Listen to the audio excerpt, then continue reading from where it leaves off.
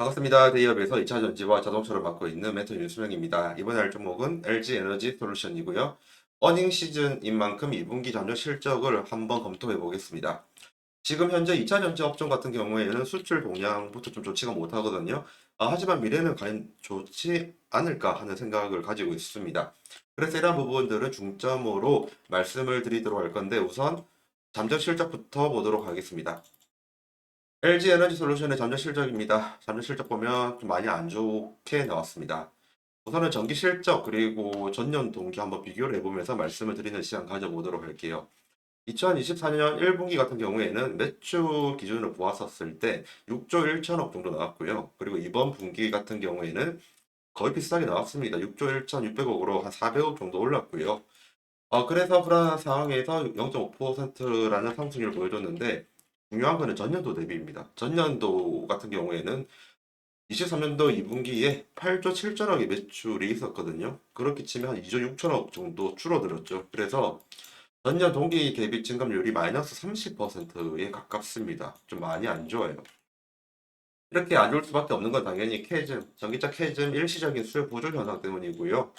절대적인 수량이 줄어들다 보니까 매출액이 줄어들어서 영업이익도 엄청나게 줄어들었습니다. 영업이익 같은 경우에는 2024년도 1분기에 1,573억이 나왔고요. 그리고 2분기는 1,953억. 일단 전분기 대비로는 좋아졌습니다. 이거 맞고요. 하지만 전년도로 비교하면 전년도 2분기 같은 경우에는 4,600억 정도가 나왔거든요. 근데 이번에는 1,900억이죠. 절반도 안 됩니다. 그래서 전년 동기 대비로 증감률 보면 마이너스 57% 정도가 엄청나게 많이 나왔습니다. 그 외에도 당기순이익 같은 경우에는 당기순 손실이 났죠. 적자로 전환이 됐고요. 전반적으로 좀 많이 안 좋은 분기 실적을 보여줬습니다. 이렇게 이렇게 되게 안 좋게 나온 부분은 주가에 좀 반영이 많이 될 확률이 있죠. 수출 동향이랑 한번 비교해 보면서 한번 볼게요. 수출 동향 보면 자동차용 2차 전지 같은 경우에는 작년 대비로 마이너스 53% 굉장히 많이 줄어들었습니다. NCM 양극재가 마이너스 7% 그리고 NCA 알루미늄이죠. 전년 대비로 마이너스 39% 굉장히 엄청나게 많이 줄어들었어요. 이게 우리나라에서 전반적으로 2차 전지가 좀 세계적인 나라들이 많습니다. 그 안에서 전반적으로 줄었다는 말은 달리 말하면 LG 에너지 솔루션 자체의 문제는 아니라는 겁니다. 산업군의 문제인 거고요. 그렇기 때문에 향후 미래를 볼 때는 산업군이 어떻게 되는지를 봐야 됩니다. 우선은 이번에 2분기 때 어닝 쇼크 좀 일어난 부분은 LG 에너지 솔루션 내부 문제가 아니라 산업군의 문제라는 부분을 말씀을 드리고요. 하지만 여기서 중요하게 좀 보고 싶은 내용이 좀 하나 있습니다. 그게 뭐냐면 다른 거는 다 떨어졌는데 ESS 이거 하나는 올랐습니다. 지금 여러분들이 아시는 분들이 계실지는 모르겠는데 예전에 LG 에너지 솔루션이 그 수주를 했던 부분 한번 보도록 할게요. 조금만 더 확대하도록 하겠습니다. ESS 배터리 공급 계약을 하나큐셀 미국 법인이랑 맺었습니다. 그 금액이 무려 이것 좀 보기 힘드시죠? 또 말씀드릴게요. 33조나 되는 엄청난 금액을 수주를 했고요. 계약 기간은 2024년 5월부터 그리고 2026년 10월까지입니다. 그러면 3년 동안 33조죠. 그리고 이 3년 동안 33조면 연평균 한 10조 정도 될 겁니다. 이런 부분에서 향후 미래성이 있다. 예, 이 부분을 말씀드리고 싶어요. 하지만 좀 주의해야 될 거는 밑에 부분 좀 보도록 하겠습니다. 아래쪽에 배터리를 공급하는 계약을 체결하는 건으로 공급 물량 기준으로 금액을 추정한 바 수시 공시 기준 금액 이상으로 추정이 된다. 그래서 이 이상의 금액이 나올 수 있다라고는 하는데 이 외에도 이제 이 계약서에 좀 아랫부분이 있거든요. 그 부분을 제가 추가로 말씀드릴게요. 이 공급 계약은 언제든지 수정이 될 수 있는 부분이 있으니까 이 부분은 참조를 좀 부탁드리고요. 하지만 이 하나큐셀과 33조를 맺은 이 금액 그리고 커다란 금액과 ESS 쪽으로 향후 LG 에너지 솔루션의 미래성은 있다. 이 부분을 말씀을 드리고 싶습니다. 그러면 이번에 잠재 실적이랑 그리고 컨센서스 한번 비교해 보도록 하겠습니다. 잠재 실적은 방금 본 자료 그대로인 거고요. 오른쪽이 컨센서스이거든요. 잠재 실적 같은 경우에는 전분기 대비로 올랐고 그리고 전년 대비로는 많이 줄어들었다가 요약이었잖아요. 근데 원래 LG 에너지 솔루션의 잠정적인 2분기의 예상치는 영업이익이 흑자가 나는 거였습니다. 그런데 지금 흑자는 났어요, 분명. 단기 실적 잠정을 보면 흑자는 났는데 그 금액이 1953억 정도밖에 안 돼요. 컨센서스는 2676억이었잖아요. 700억 차이가 납니다. 이 수치는 좀 큰 편이고요. 이러한 수치는 LG에너지솔루션 입장에서는 3분기 실적이나 4분기 실적이 의심을 가질 수밖에 없다. 이러한 부분이 좀 내포되어 있습니다. 그렇기 때문에 주가적인 부분에서는 안 좋은 영향을 받을 수 있습니다. 그래도 방금 말씀드렸던 것처럼 ESS 에너지 장치 쪽으로 그 수주를 받았잖아요. 그런 좋은 점도 있으니까 양 측면 모두로 좀 봐줬으면 하는 마음이고요. 그런 거를 예상을 하고 우선 3분기랑 4분기 컨센서스 한번 볼게요. 2분기는 확실히 컨센보다 안 좋게 나왔습니다. 하지만 3분기랑 4분기를 한번 예상해 보면 지금보다 영업이익이 많이 늘어나요. 6천 그 핸드폰 안 보이시는 분들을 위해서 제가 적어 드릴게요. 6,681억 정도 예상하고 있고요. 2024년 4분기 같은 경우에는 영업이익만 8,860억이고요.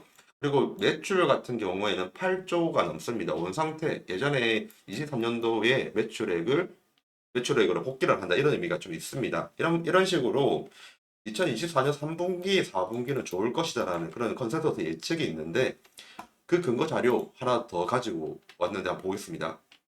예전에 영상에 제가 올렸던 내용들입니다. 내용이 뭐였냐면 테슬라 4680 배터리 공급망에서 중국 업체가 완전히 배제된다는 이런 부분입니다.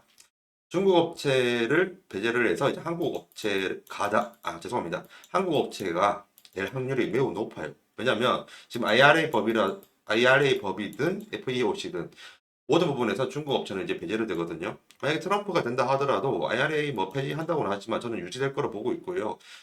그리고 민주당이나 공화당이나 공통된 아젠다는 중국 죽이기입니다. 그렇기 때문에 이 중국 업체 배제는 지속이 될 확률이 매우 높습니다.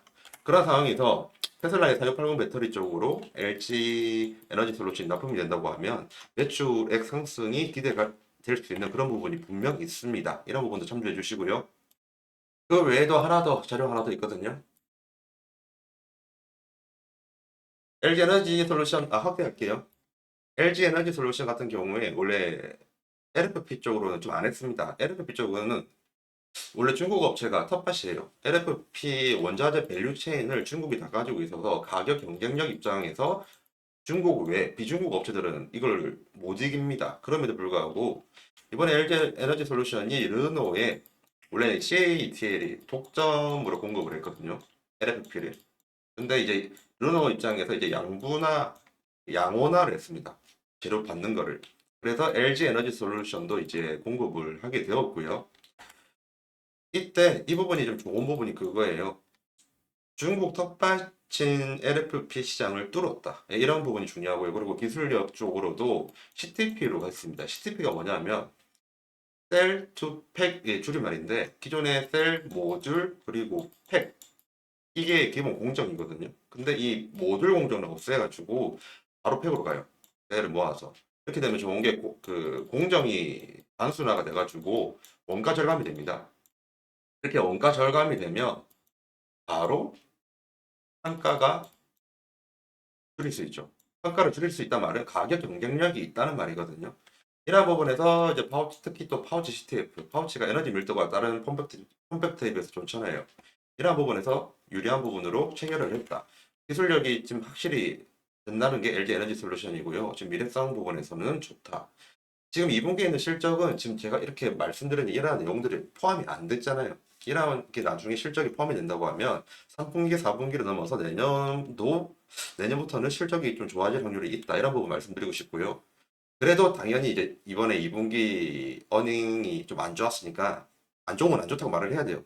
그래서 주가 부분에서는 좀 약간 반영이 될 수 있는 부분이 있다. 이런 부분을 말씀드리면서 마지막 내용 살펴보도록 하겠습니다. 지금 이쪽은 계속 보던 잠정 실적입니다. 근데 거기에서 이제 제일 큰 문제점, 이렇게 영업이익이랑 단기 순이익 쪽으로 매우 떨어진 이유가 뭐냐면요. 지금 이거는 제가 추정을 하는 겁니다. 그 팩트가 아니고요. 24년도 1분기 자료거든요. 아래쪽에 있는 가동률이. 24년도 1분기 같은 경우에도 예전에 비해서 크게 떨어졌어요. 영업이익도 떨어졌고 단기 순이익도 떨어졌고요. 근데 그 당시에 떨어진 제일 큰 사유가 이 가동률에 있습니다. 가동률이 57.4%까지 떨어졌어요.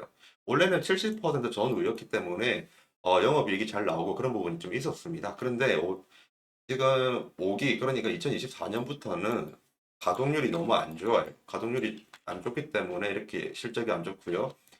그런데 이제 방금 전에 제가 보여드렸던 거 ESS, 그렇죠?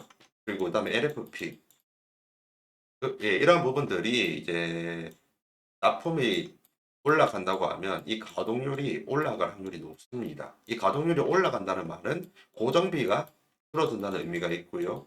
그리고 당연히 고정비가 줄어들면 매출 원가도 줄어들겠죠. 그러면 수익성을 확대하는데 유리한 부분이 있습니다. 이 가동률만 올리면 되는 상황이에요. 이 가동률을 올리기 위한 전제 조건은 지금 마련되어 있고요. 그게 바로 LFP나 ESS 쪽입니다. 이 외에도 4680 배터리 쪽도 있었죠.